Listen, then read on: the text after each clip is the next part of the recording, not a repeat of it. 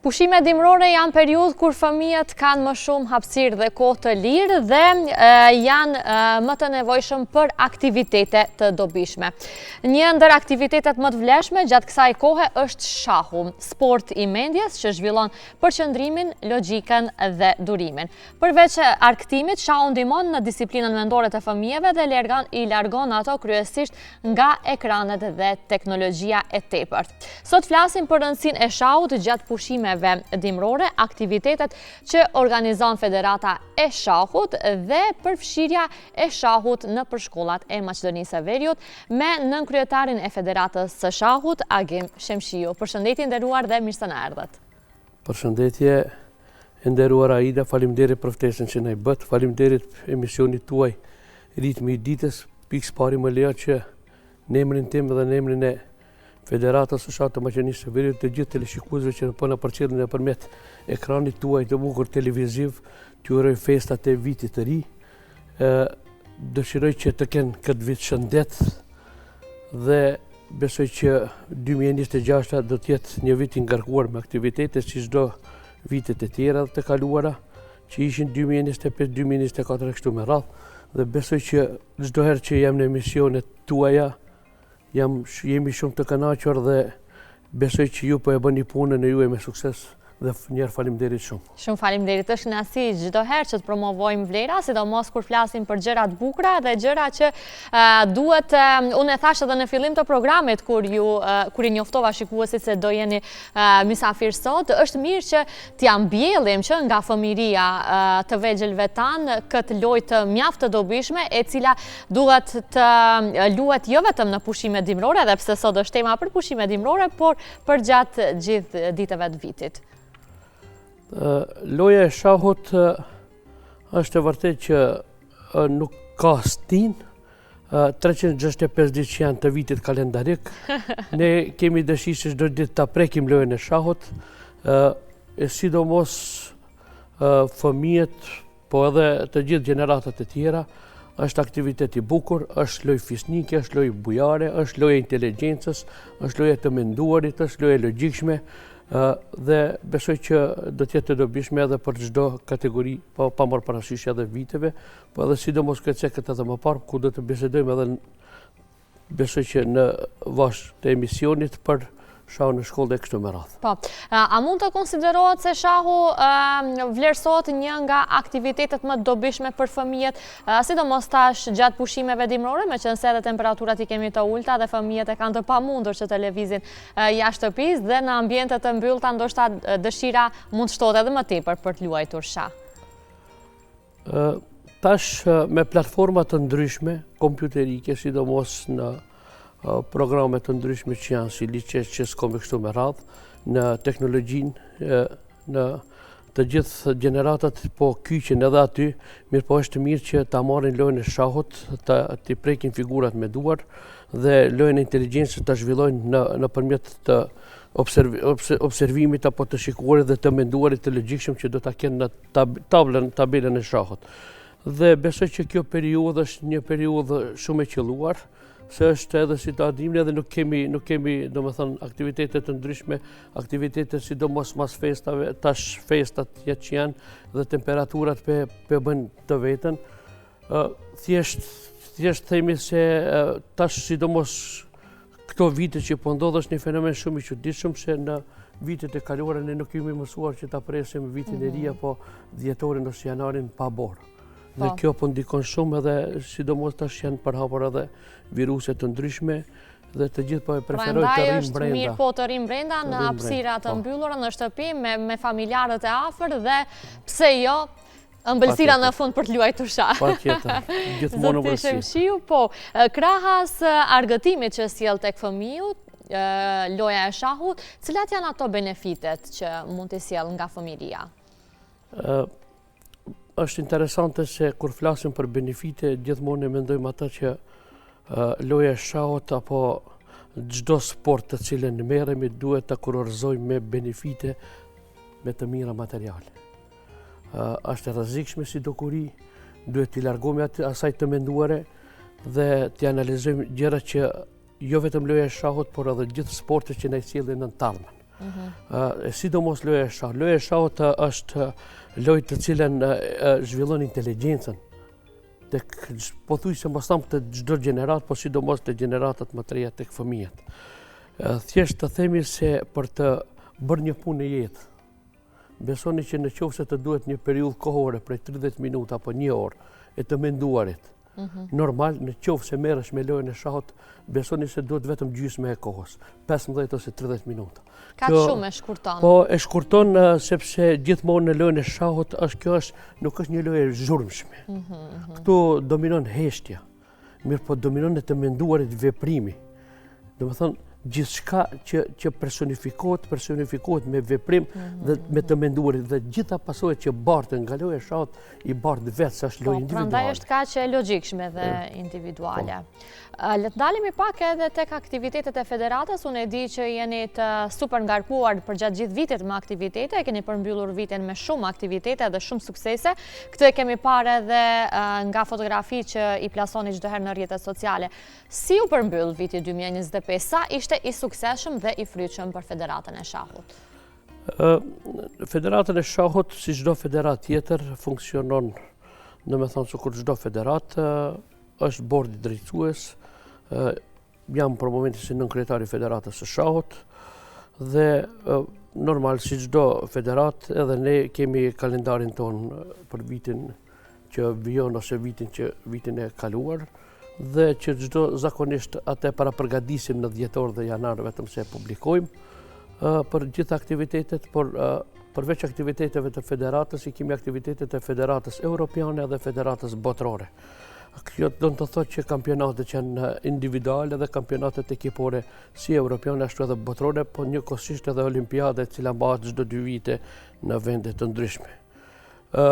Federata këtë vit nuk kemi pasur evente ndërkombëtare, janë tash mos them shumë arsye, por një ndër arsyet kryesore se çdo event të cilat bartet ose organizohet jipet nga Federata Evropiane dhe Botërore. Duke analizuar të gjitha parametrat dhe llogaritë të cilat federata së bashku me Federatën Evropiane, domethënë bën analiza jemi apo mundemi të organizojmë sikur si organizuam kampionatin evropian në shahun e shpejt Rapid dhe Blitz vitin e kaluar, organizuam kampionatin botëror për senior të gjeneratave të vjetre ekipore, kemi organizuar kupën e klubeve evropiane dhe shumë evente ndërkombëtare, sidomos këto 3-4 vitet e fundit. Por ja që këtë vit pat nderin që federatat fqinjet i kemi si organizator, e sidomos në Prishtinë, ajo që mbajt në vitin e kaluar tek ne, tash mbajt në Prishtinë mbajt i Federata e Kosovës, e Shqipëri gjithashtu kishte kampionatin botor për fëmijë të gjitha kategorive, ku ishin pjesëmarrës mbi 1500 që kapacitet apo ne kemi pak si jo problem, por kemi qytetin e Shkupit dhe Ohrin si alternativa kryesore për organizimin e eventeve të mëdha. Kur jemi te ky trekëndësh, përmende Tiranën dhe Prishtinën, sa ka bashkëpunim mes këtyre qyteteve, kryeqyteteve në fakt, për organizime të tilla? Unë do të falenderoj edhe kryetarin e Federatës Kosovës të Shahut, zotin Budima, edhe kryetarin e Federatës Shahut të Shqipërisë, zotin Dervishi. Njëkohësisht Erald Dervishi është edhe drejtori i bordit drejtues të dhënies si eventeve ndërkombëtare dhe njëkohësisht është një figurë kyçe e Federatës Evropiane dhe asaj botërore. Kur flasim për ta, janë mos them, po do të them këtë se janë vëllezërit e tanë të cilët bashkëpunojmë, pothuajse çdo ditë jemi në kontakt të vazhdueshëm dhe çdo event që bëhet atje ne jemi, domethënë, tash edhe në kampionatin që u mbajt në Prishtinë, edhe kampionatin që u mbajt në Tiranë, ishim së bashku edhe me Zavensministrin, ishte si musafir edhe shumë musafir të tjerë të cilët i ftuam. Domethënë, deri ne kishim si federat, unë si nënkretar, t'i ftoj edhe ata në emrin e federatave të Shqipërisë dhe Kosovës, kisha mundësi, domethënë, është ajo bashkëpunimi vëllazëror që duhet jetë sa herë, jo vetëm në Federatën e Shahut, por në çdo federat tjetër. Por edhe përveç organizimeve, ju besoj që keni edhe organizime më të vogla që nuk janë ndërkombëtare dhe këtu automatikisht edhe lindin edhe bashkëpunime tjera, pastaj edhe me federata tjera evropiane, mendoj, në bisedat që i keni vazhdimisht. Po, duhet theksuar si theksi veçantë organizimet të turneve të ndryshme që me përpjekje maksimale klube të ndryshme si klubi i Shahut të Teutës nga Likova, klubi Shahut Shkupi, klubi Shahut Shahmat nga Gradeci, Flamurtari dhe shumë klube të tjera ku me vetë iniciativë, ku me vetë organizim, ku me vetë financim mundohen që nëpërmjet edhe faktikisht nivelit lokal apo me kryetarët e komunave, me bashkëpunim me institucione të ndryshme, të organizojnë turne të ndryshme së bashku me ne si federat dhe besoni që është pak e vështirë për organizimin e një eventi, tjetë një event super i organizuar mirë dhe t'i ketë hi organizimit se organizimet duhet t'i mësojmë, niveli organizimit duhet bërë çdo herë duhet jetë niveli i lartë. Për ta plasuar një diçka, gjithmonë duhet gritet niveli. Edhe për ta gritur nivelin duhet zbashku me institucionet shtetërore, duhet veprojmë në drejtim se gjithë shka që organizohet është e mirë, jo vetëm e një klubi, jo vetëm e një individi, po është e mirë e një komune, është e mirë e një bashkie ku jeton aty dhe është e mirë, domethënë është e mirë shtetërore. Është e mirë për gjithë shoqërinë tonë, pastaj që jetojnë për gjithë komunitetin. Zotim Shemshiu, më përmendë disa klube të qyteteve të ndryshme të Maqedonisë së Veriut, po sa realisht mungojnë klubet në të gjitha qytetet e Maqedonisë? Sepse unë sa jam informuar nuk ka klube të Shahut në të gjitha qytetet, apo jo?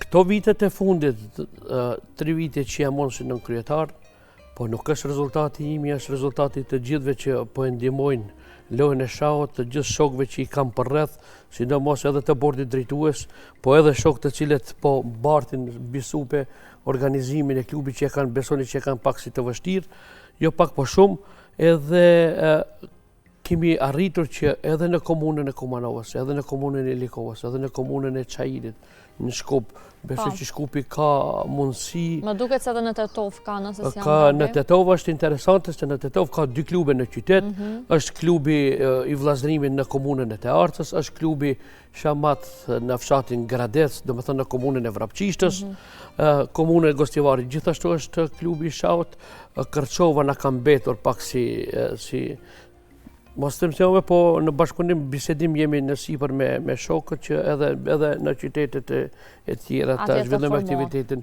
Në Strug gjithashtu janë klubet, është klubi i Flamurtarit nga Ladorishti dhe klubi i Strugës nga qyteti.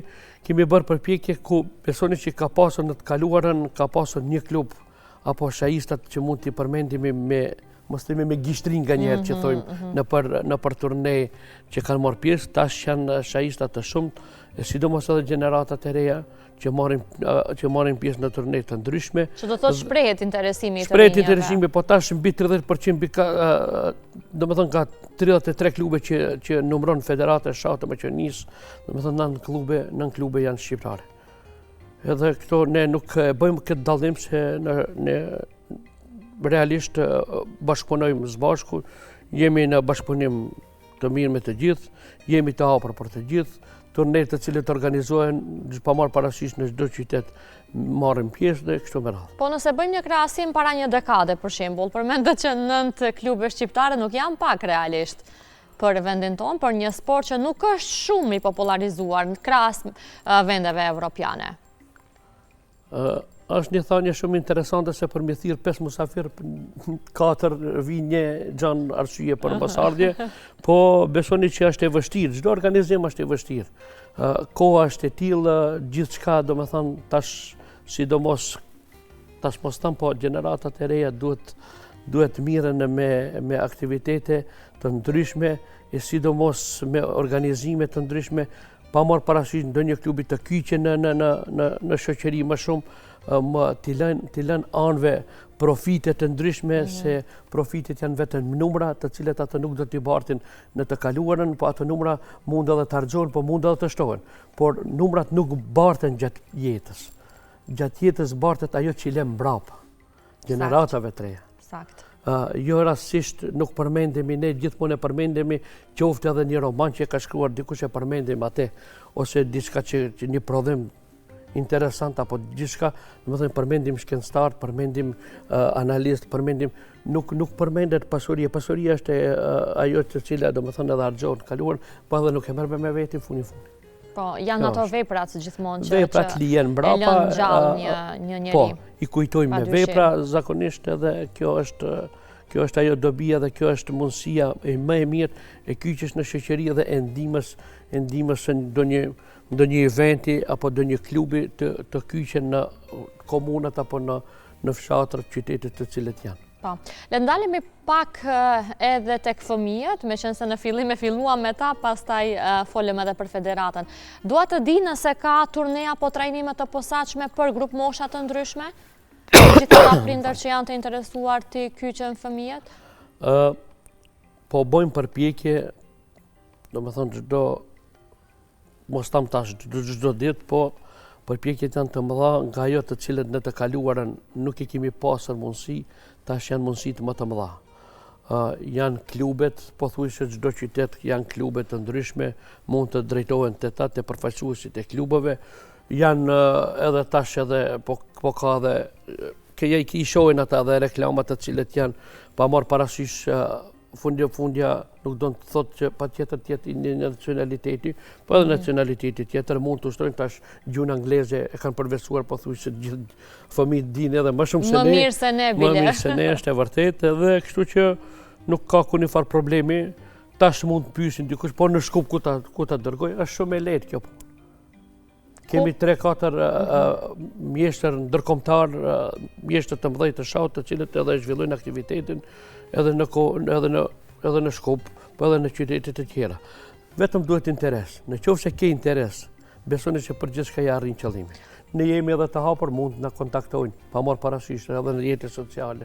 Edhe mundohemi të japim përgjigje çdo pune, kemi pasur edhe kontakte të ndryshme me prind të ndryshëm, i kemi udhëzuar sa kemi pasur mundësi, normal, se është mirë që çdo nivel lokal apo besoj se çdo kryetar i komunës është mirë që ta vendojnë gishtin në kokë dhe të analizojnë vetëm se i duhet 5 sekonda, një po ta thojnë, që me ata klube t'i japin lokalet e tyre, t'i mundsojnë klubeve, t'i kenë lokalet, t'i kenë mundësit për të zhvilluar një aktivitet, t'i ndihmojnë pa marrë parasysh edhe në mjete financiare, në që po që nevoja, dhe kështu që besoj që do t'jetë edhe më afër, do t'jenë edhe qytetarët, po edhe fëmijët, që edhe prind t'i dërgojnë fëmijët e tyre në për ato lokale. Është më lehtë pastaj edhe të popularizohet më tepër ky sport. Sepse ka ngecje realisht, ka ngecje krahas vendeve të zhvilluara.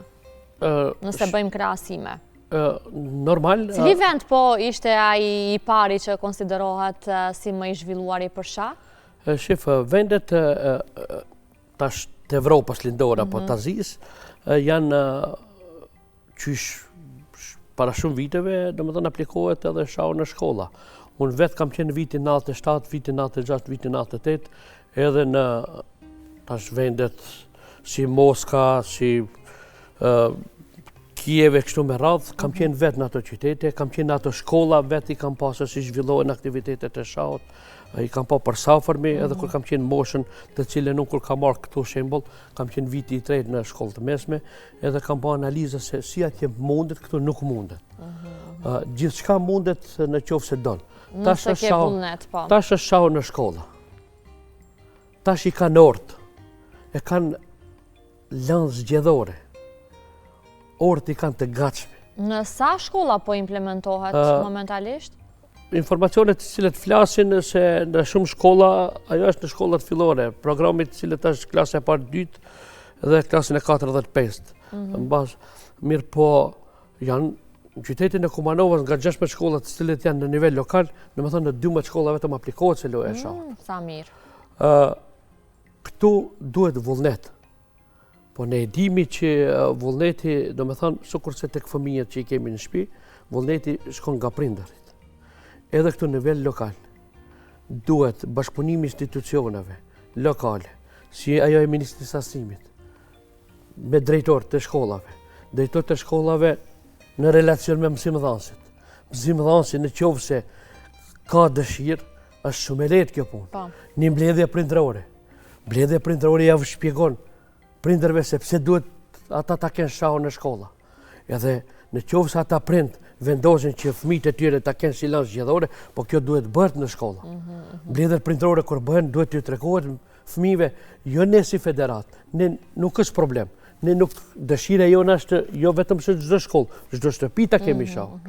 Po, edhe ata duhet jenë të tillë të cilët duhet të mundohen që të mbledhet kur kanë takimet e tyre, si takime zyrtare, apo me prindërit, mësimdhënësi, profesorit, bashkëbisedoj, këto janë lanë zgjedhore. Cilët i keni, cilët dëshironi ju t'i keni.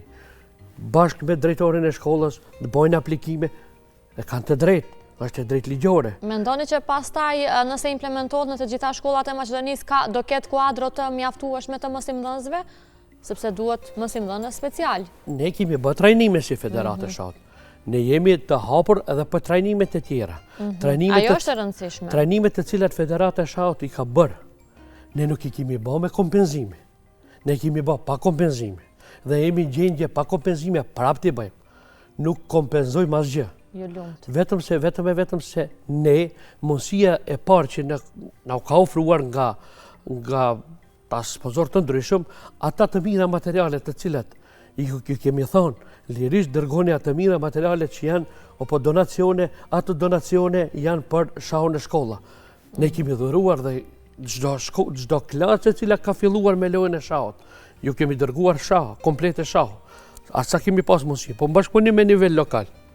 Kemi bisedu edhe me kretarët e komunave. Ata dhe smartabëll janë gjendje t'i qojnë çdo klasë ku nuk kanë. Vetëm se duhet vullnet. Duhet... Iniciativa thjesht nga drejtoria e shkollës. Unë kam edhe lutje deri te drejtorët edhe mësimdhënësit. Mundësisht, ne jemi të hapur për bashkëpunim. Ne do të vim kur t'jetë edhe ku t'jetë nevoja. Po, unë nuk mundem të aplikoj lojën e shahut në një klasë apo në një shkollë në qoftë se nuk kanë vullnet ata. Ne kemi qenë edhe musafir, jo musafir, po kemi qenë edhe në disa shkolla. Tash mos ta përmendit se ndoshta është pak edhe, po nuk duhet bëja si propagandë, tash unë jam nga Kumanova dhe tash shkolla fillore në Infrashtit, të cilën nuk kam qenë aty, po është normale që kam bërë përpjekje maksimale, po kam gjetë vesh të hapur. Edhe ajo fjale imja, ka pas interes nga profesor të ndryshëm që besoni që ne jemi të gatshëm, vetëm se duhet vullnet. Kjo thirrje le të jetë fillimisht për drejtorit e shkollave, pastaj edhe mësimdhënësit për të pas vullnet edhe për t'i mësuar gjithë fëmijët, gjithë ata që janë trajnuar, po edhe që vazhdoni t'i trajnoni, ne trajnimet edhe njësia renale. Pa pagesa, po? Gjithë shka që kemi bëhë deri tash, kemi bëhë pa pagesë. Edhe do t'a bëjmë pa pagesë. Nuk bëjmë pagesa na. Ne jemi federate cile nuk kemi të mira material, ne nuk fitojmë. Nuk kemi shkuar për të fituar. Për të fituar, do me thonë kishme hapë kompanitë tonë. Kjo është Federata e Shahut, të cilën, do me thonë, për atë edhe besoni, se edhe mu për këto qëllime, disa kanë kurreshtë, po Shahu është një lojë, pas nuk kave të mira materiale. Po nuk duhet me pas të mira materiale. Jo, çdo gjë mund të materializohet. Unë jam i bindur se çdo prind në vetvete thot kam dëshirë djalë jem të jetë inteligjent dhe kam dëshirë fëmija ime të jetë rrugën e hajrit edhe drejt. Hajde t'i drejtojmë jo vetëm lojën e shahut, po në për gjitha klube sportive t'i drejtojmë fëmijët tanë se do të na mbesin nesër, do t'i pasojmë pasojat ne si prind, ne si shoqëri. Shumë e saktë. Zotin Shemshiu, si identifikoni fëmijët e talentuar në shah? Është shumë e rëndësishme kjo të dihet. Si e vreni talentin e tyre?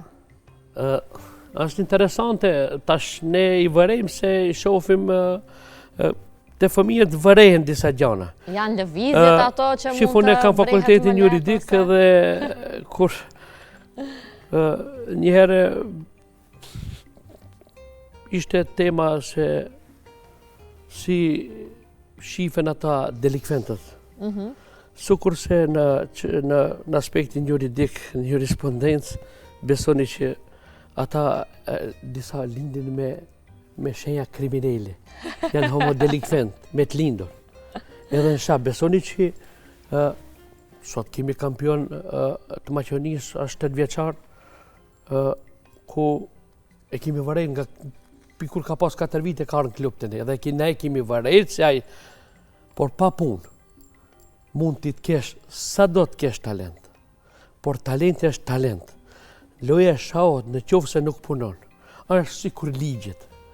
Ligjet në qoftë se nuk kemë vazhdimësi, s'mund t'i tjesh një avokat apo një gjykat që mirë nesër. Në qoftë se si jemë vazhdimësi, nuk i shef, nuk i përpunon, nuk i... Edhe loja e shahut. Për atë është me shumë kombinime. Për atë edhe i thotë historiku që e tregon me kokrat e grurit për dyfishimin, çdo fushë të dyfishimin, dhe është një analizë të thjeshtë kur të bëhet për sa fusha mund me qenë, 2, 2, 4, 6, 2, 4, 4, 16, mirë po kur del analiza e fundit, del që do me thënë edhe bota nuk prodhon aq grur sa del edhe shumë e saj. Konsideroni si të lehtë lojën e shahut për ta mësuar, sa kohë duhet për ta mësuar lojën e shahut? Për gjithë ata që se kam provuar ndonjëherë flasim. Loja e shahut kërkon punë, kërkon përkushtim, po në qoftë se edhe merret profesionalisht me të, kërkon edhe sakrificë. Sakrificë kërkon se në qoftë se punon. Kjo është një shkencë dhe një fakultet në veti. Besoni që për t'jesh një shahist mesatar, me një rating 2300, ose 2000, po mos tam 2300, po bin 2000 deri në 2300, është sikur ta kesh një fakultet. Po në qoftë se ata të cilët lojën e shahut e kanë edhe profesion, që janë kryemjeshtë të ndryshëm, ne kemi edhe ish në kampionin tash të Europës, është Daniel Darda, kryemjeshti shqiptar që jeton në Belgjikë, është një djalosh shumë i mrekullueshëm, po është edhe Nderim Saraçi nga Kosova, janë djemë shumë mrekullueshëm, janë gjemtri, ku ata besoni që 5 orë deri në 10 orë punojnë me shah. Është shumë, por që dhe kanë arritur. Po e kanë profesion këtë punë. Po, flasim nëse e llogarisim sikur lojë për argëtim dhe jo në mënyrë profesionale. Duhet më shumë se një javë ndoshta për ta ushtruar ose? A be shif kjo, për atë janë edhe kombinime të shumta, këto gjithçka çdo ditë mëson diçka të re. Por më shumti mëson nga humbjet. Nga humbjet, a? Po. Në shah realisht edhe nuk ka humbja, ka mësime. Ajo është mësim. Po. Shumë e saktë. Unë të falenderoj jashtëzakonisht shumë që ndatë këtë mëngjes së bashku, iku koha, gjysore vetë se kaluan që jemi këtu bashkë, diskutuam rreth kësaj loje kaq të rëndësishme për gjithë neve si komunitet që duhet më tepër ta zhvillojmë, ta kemi të pranishme në shkolla, ashtu siç përmendet, edhe pse jo për gjatë pushimeve dimrore që të argëtohemi bashkë me fëmijët. Ka shumë vende ku mund të blihet edhe shahu, përveç që mund të mirët në vende të caktuara ndoshta, apo edhe ato që janë pjesë e federatës apo edhe klubeve të ndryshme, urojmë që çdo shtëpi ta ketë shahun dhe pse jo t'i zhvillohet memoria sa më shumë, edhe fëmijëve edhe prindërve. Faleminderit edhe një për ftesën që ne i bët, faleminderit edhe për juve si moderatore që me të vërtet na leni pa komente ndonjëherë edhe kur për bisedoni edhe për lojën e shahut dhe i cekni të gjitha terminologji të cilat në lojën e shahut duhet preken. Pos kësaj faleminderit edhe të rishikuesi që na përcjellën nëpërmjet ekranit bukur tuaj televiziv dhe besoj që së shpejti në emisione tjera do të shihemi dhe do të bisedojmë edhe për temat e tjera. Bile në praktik pastaj, në terren. Patjetër. Faleminderit. Ishte shumë kënaqësi.